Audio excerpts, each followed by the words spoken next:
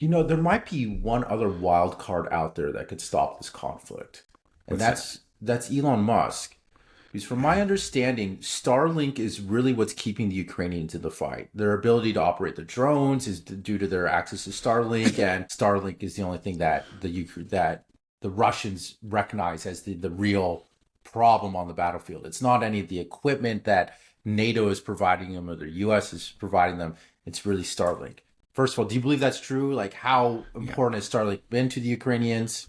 I And think then it's I'll been ask you some more. very important. I think there's no question about it. It's probably, I wouldn't say that the other kinds of equipment didn't count.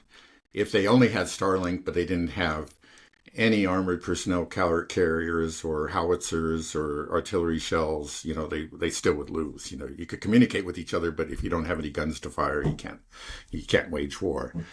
So obviously they had to have those other things too. But that's probably been, that's the one system that they've had since the beginning that has really worked. The Russians have managed to disrupt it, and I think continue to disrupt it on occasion and locally. They have ways of through their electronic warfare to actually interfere with the signals. But by and large, it seems to be a very reliable system, and generally impervious to eavesdropping and so forth. If they lost Starlink, the Russians would be able to just pretty much shut down their communications at will at different parts of the line, or to just listen in, and it would be over very quickly. Even if they had the best equipment in the world, I think that's true. So yes, Starlink is vital to their effort. Right. It's one of the things. Probably Starlink and drones are the two, uh, you know, the two most important parts of the Ukraine's military effort. Right, and I think without Starlink, their drones they wouldn't be able to use Yeah, them effectively I think without that's right. Starlink.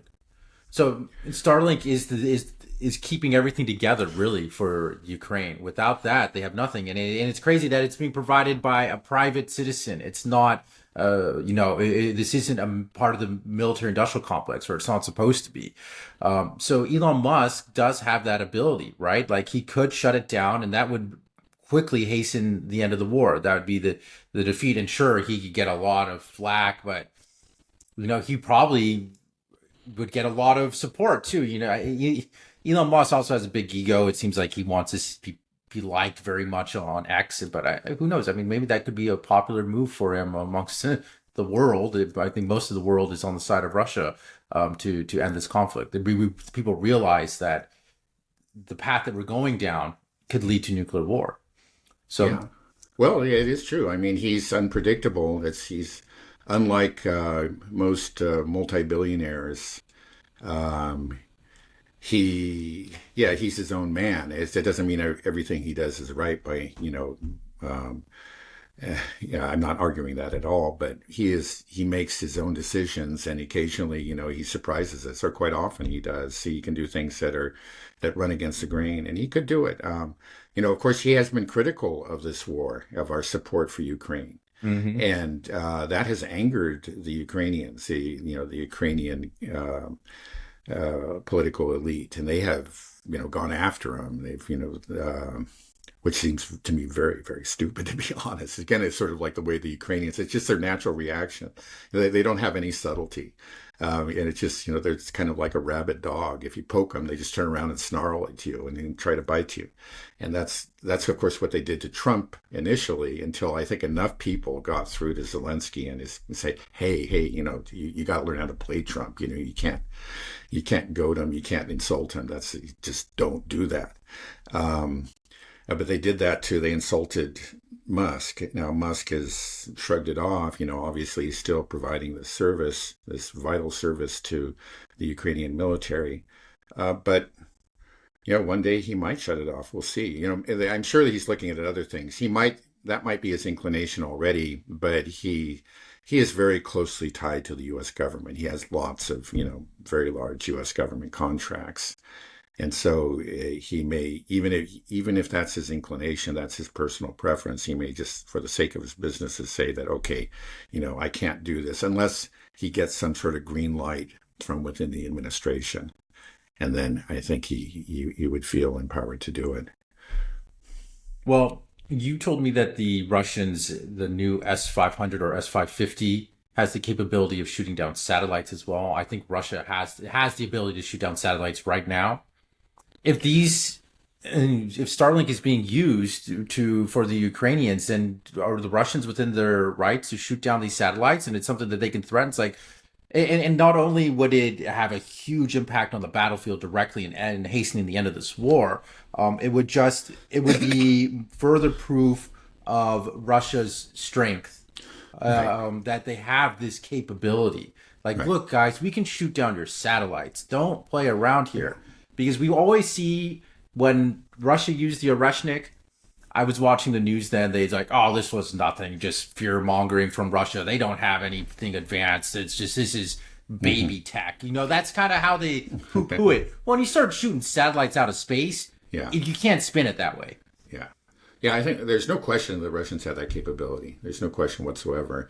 And many people have pointed out that, the fact that this is well, let's say, it is at least technically, officially a war between Russia and Ukraine, it has been to Ukraine's advantage. If it became, an all-out war between Russia and NATO, already in a sense it is, but officially it's still Russia and Ukraine.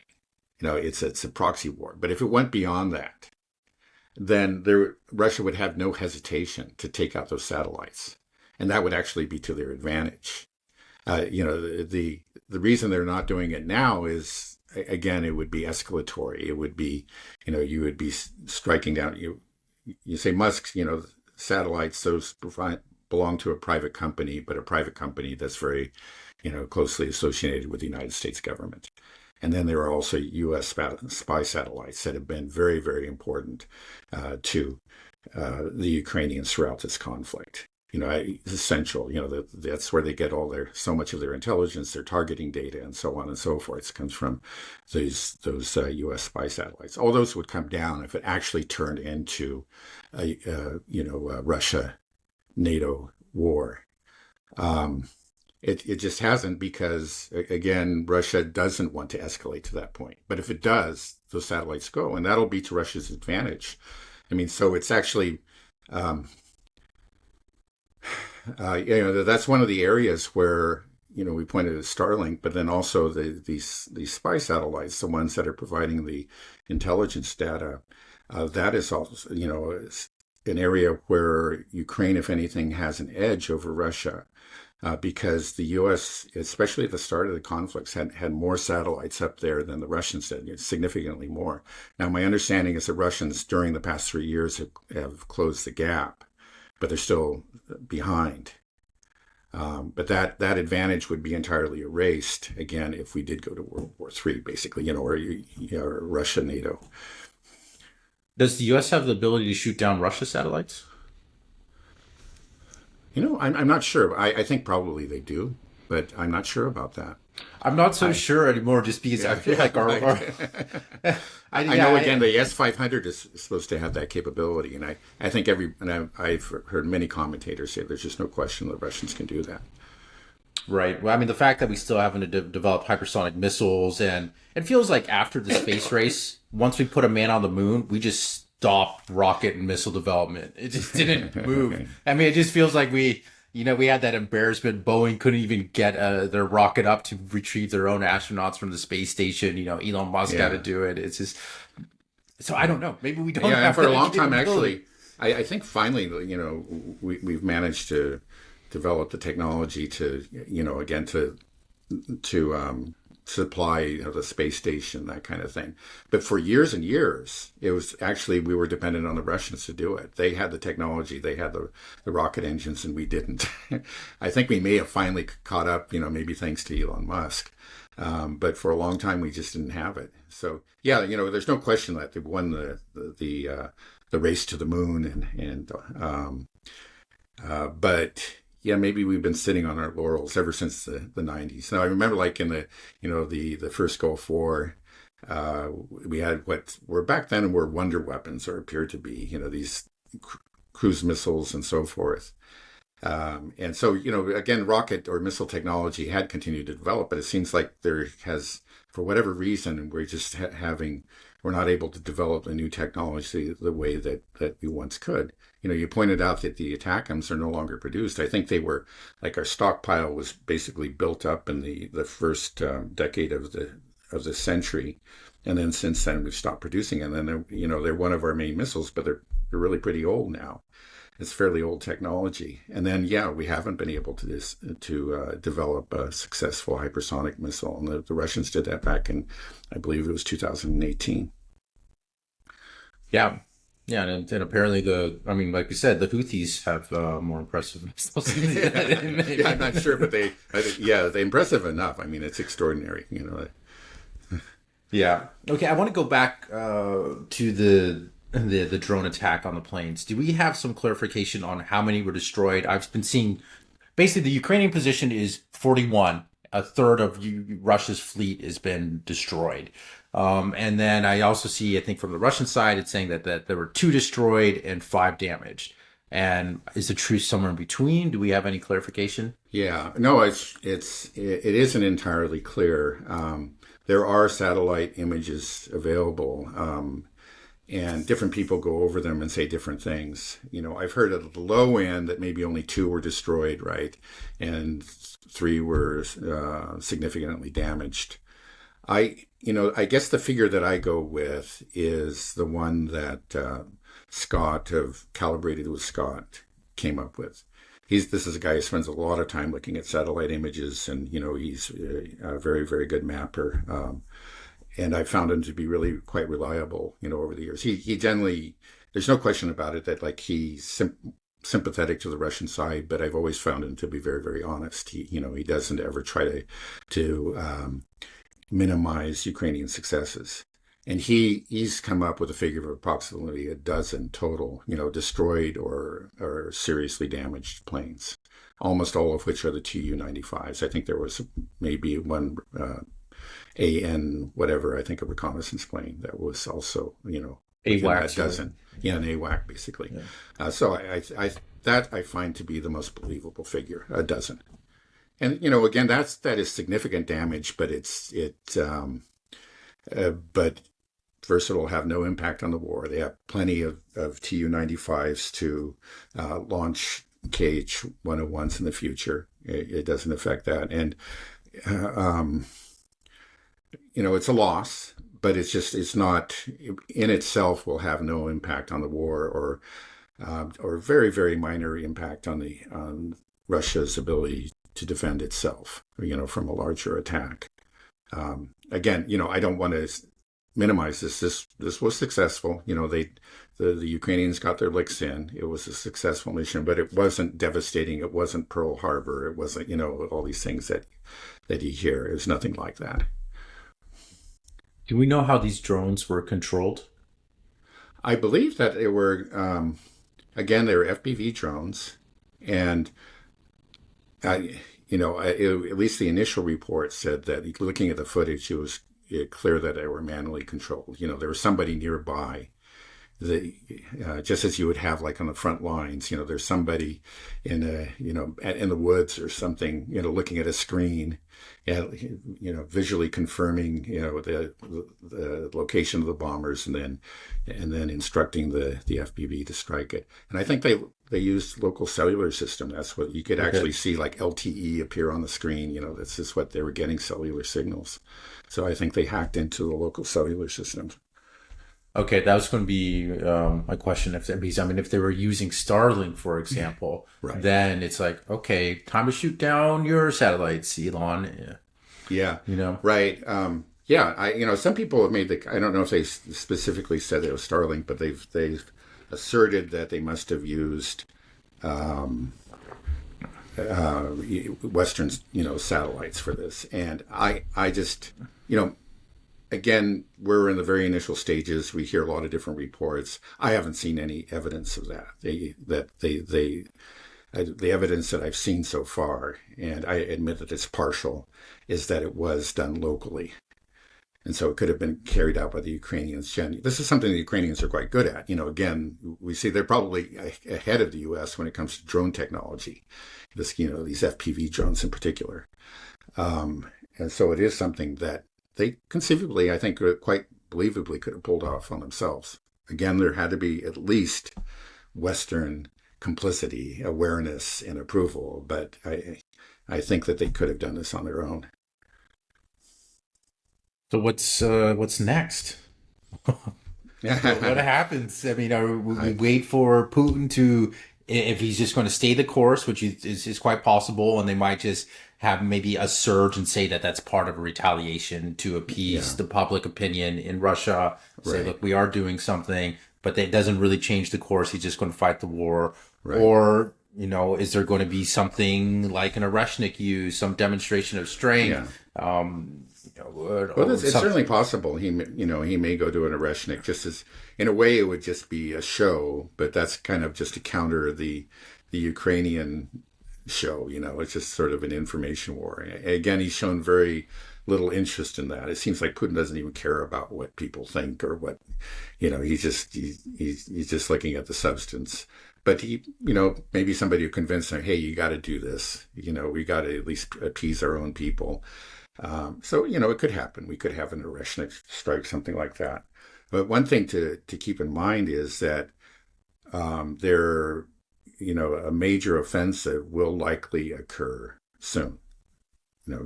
That's what everybody seems to believe. And, clearly they have the capability of doing that. And that actually would be much more meaningful than any strike, I think, on Ukrainian territory. In a way that would, once that happens, and maybe it's going to happen, let's say in 2 weeks or something, everybody will really forget about the air base attacks.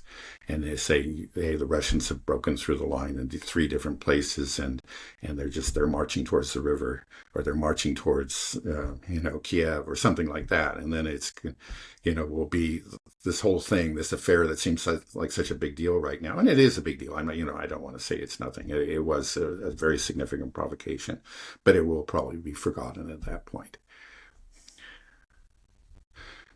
If I was Putin, this is what I would do. So Putin, if you're listening, take notes.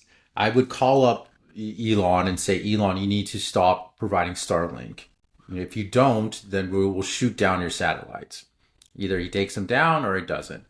Then, okay, Starlink, as soon as Starlink goes down, you coincide that with a massive offensive. They have no communication, can't operate their drones. It's over. It's done. Boom. Then game over, right? Game over for the Ukraine.